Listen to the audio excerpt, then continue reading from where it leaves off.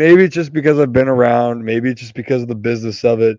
Maybe I look at the schedule and I try to be the one that's not going to go to the what ifs all the time here, right? So this is where I kind of have a problem. I will be objective. Has it been good for Craig Kimbrel the last 4 or 5 starts?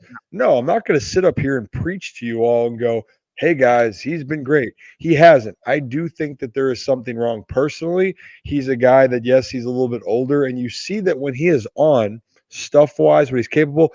And heck, you get 2 outs in the ninth today, you get out of this, we're not having this conversation. Even after the home run, we're not having this conversation, right? Fair enough? Yeah. I think that it's quick. People can be very quick to dismiss a guy that the first 11 outings that he had this year were pretty damn good. Not just pretty damn good, really damn good. And everyone is sitting there going, wow, this is the ups and downs of the season. Now I get it. Is it a problem if it continues? Yes. I do think he is a guy that has earned the right to go out there and pitch. I think he's earned the right then to say, hey, Craig, are you banged up? Do you want to battle through it? Yes, he can battle through it. But if he does need a reset, that's a good time to do it because I do think you're going to need Craig Kimbrel as you move forward. I still am in the camp of him. You don't move on from a guy a month in that has 425 saves, and I'm not sitting on what he's done in the past. He's shown you this year he still has something to give to the team. Now, here's the other part I will to dive into this. If it is going to be a problem, and we are moving into the summer and it's getting a little bit more caliente and Kevin's got to put some sunscreen on so his precious skin doesn't get sunburnt. And the Orioles are going to look at their roster and go, hey, we might need to make a move. We might need to go get a guy to close out the back end of our bullpen. They will do that. They will do that. I guarantee that. But for right now, you ride with it. You see how your guys can manage on the back end because this is the other part that I think people forget last year. The Orioles struggled to have a closer when Batista went down. Cano was not comfortable in that role. Cano was not comfortable in that role at all. I think he can close games, but I don't think Cano necessarily is your closer. The more that guys can get prepared for these situations at the end of games, ultimately is going to help the team. So again, we're going to see what happens. We're going to take a deep breath. Also, I'm going to give a golf clap to Albert Suarez coming in. I know he gave up the runs in the next inning, but the fact that you kept the game alive, got you through when the Birds couldn't put any runs up, that's big. That's big shit right there. That is big shit right there. So I want people to understand a long season, long season, and the Orioles are going to go and make the right decision when it moves forward. And again, this is not me saying that Craig Kimbrel is going to be the long-term answer, but if we're sitting here on May 8th to say you're going to pull the plug on a guy that may or may not be hurt or may or may not be at his best, I want to see where he's at in a month, and then I will reassess. That's where I'm at. Because guys, the Birds are still buzzing. There's a lot of good things here, and I just don't want to get negative of a team that's still tied for the best record in the American League. Is that okay? Is that okay or no?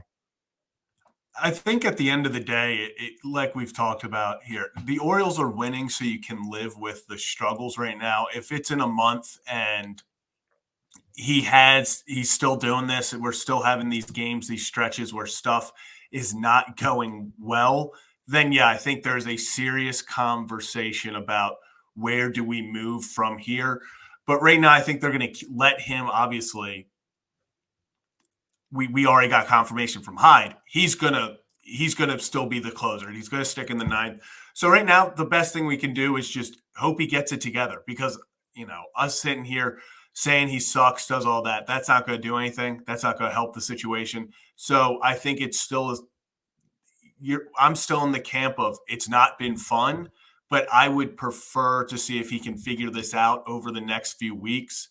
Then if it's still going wrong, then I believe you get in the situation of where can we move on to, not move on to, but where can we improve and what additions can we make? Yeah, I'm trying to look up something real quickly.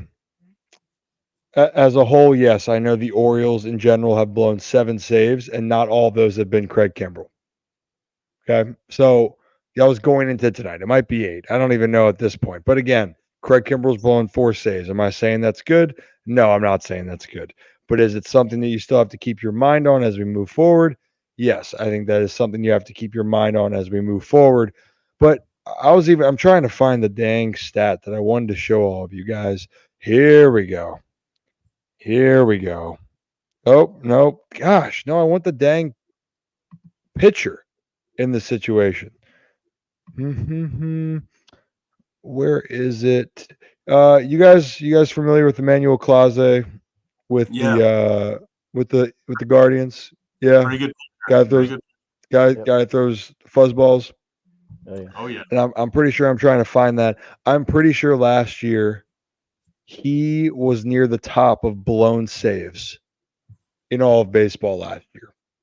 So I'm not saying again, different pitchers, different circumstances, but I want to try to give context if my computer will allow. Emmanuel Clase blew 12 saves last year. Interesting. Jesus. Yeah, so he blew the most saves last year. Hold up 1 second. Trevor Stephen on the Guardians last year, 8 blown saves in 10 opportunities. That is crazy. Okay, continue. Yep. So, and then you see other guys: Joe Kelly, Ryan Presley for the Astros at the time last year, Daniel Robertson. So look, I'm not saying that the Orioles don't need to address. What I'm saying is good pitchers are still going to blow saves. And again, I'm just not going to get in the panic mode on May 8th. The Orioles found a way to win a game, and everything works in unison, right? Did Kevin go rogue? You think he went rogue? I was trying to look for it here. Okay, he's coming back. But here's the other thing. You're right. This was a case here. I think this is great. Orioles fans are spoiled by Batista. Yeah, he was pretty damn good last year. But guess what? Batista still blew, I believe. I got to have it back up. I just had this all set up, and I was nice and comfy. And now I got to do a little bit more work. Here we go. Heel cinnamon.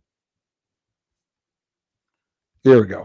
So to give you guys context, Felix Batista last year still blew 6 saves for the Baltimore Orioles and 2 losses. So he had 8 games where he was a part of a possible loss for an Orioles. And just so people understand, that's still one of the best in the game. Now, did he spoil the Orioles by going 2 innings, get 6 outs and all of that? Yeah, that is spoiling Birdland. But again, I'm just trying to keep it loose, trying to keep it light. You got time with this.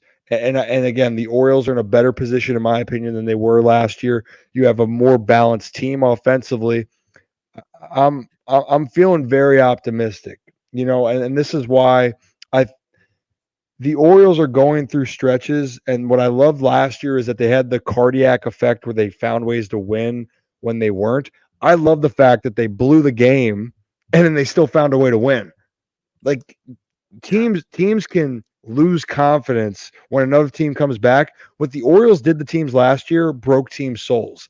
The Nationals had a chance to break the Orioles and leave just a bitter sensation on the team. And guess what they did?